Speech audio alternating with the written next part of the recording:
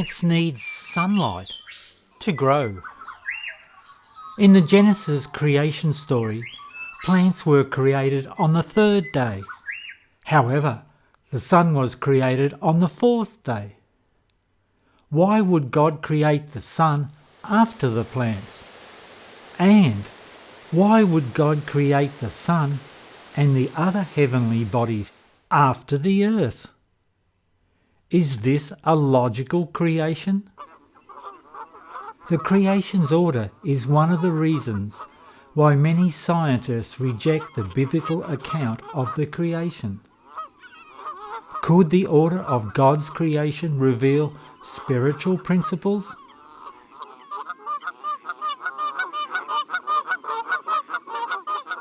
The reason for the Creation Week order is found elsewhere in the Bible.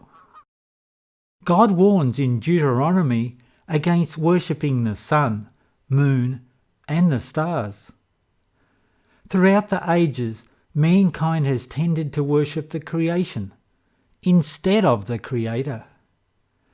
The sun has always been a prime candidate for worship. The sun is associated with justice, enlightenment, and wisdom. Ancient Israel had contact with nations that worship pagan gods closely associated with the sun.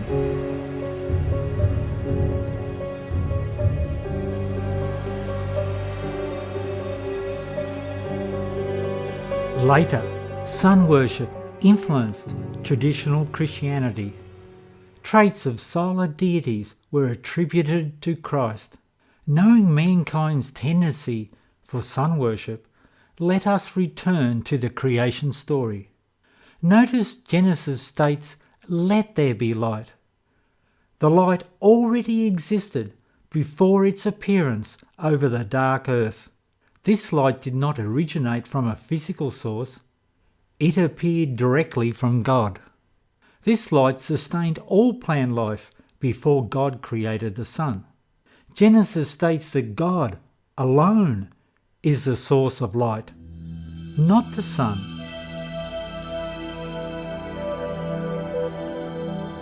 Not the moon, and not the stars.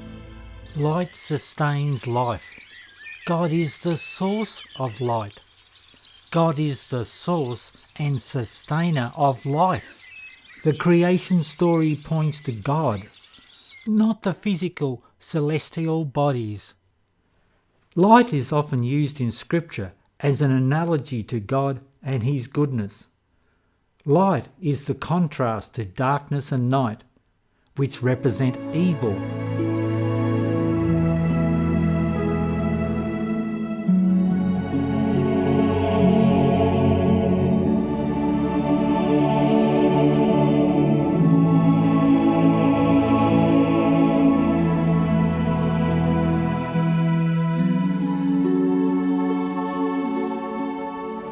Why did God create the earth before the sun?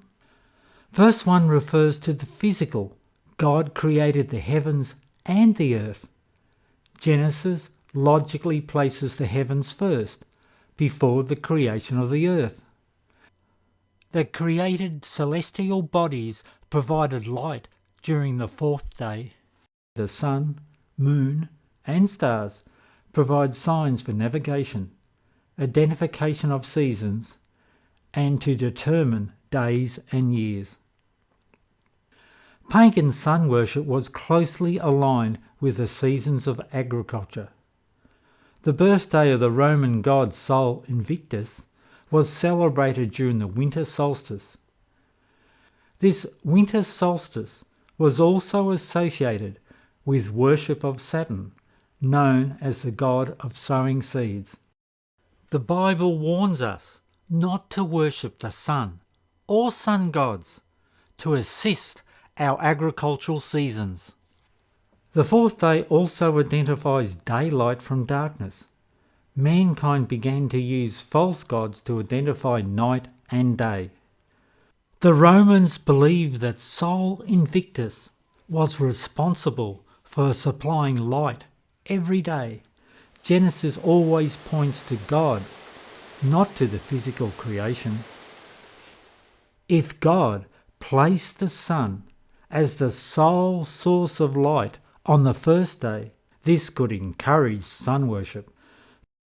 The Bible concludes, as it begins, by describing God's light. The last book of the Bible, Revelation, reveals that the future New Jerusalem on the new earth will be lit by the light of God, not by the sun. The tree of life is watered and lit directly from God.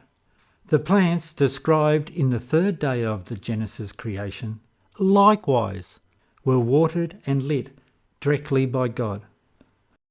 The order of the Genesis creation story reveals the greatness of God. God is the source of light, the creator and sustainer of life. God's light does not have a physical source. There will be no night, and thus no evil, when God's light will shine in the New Jerusalem.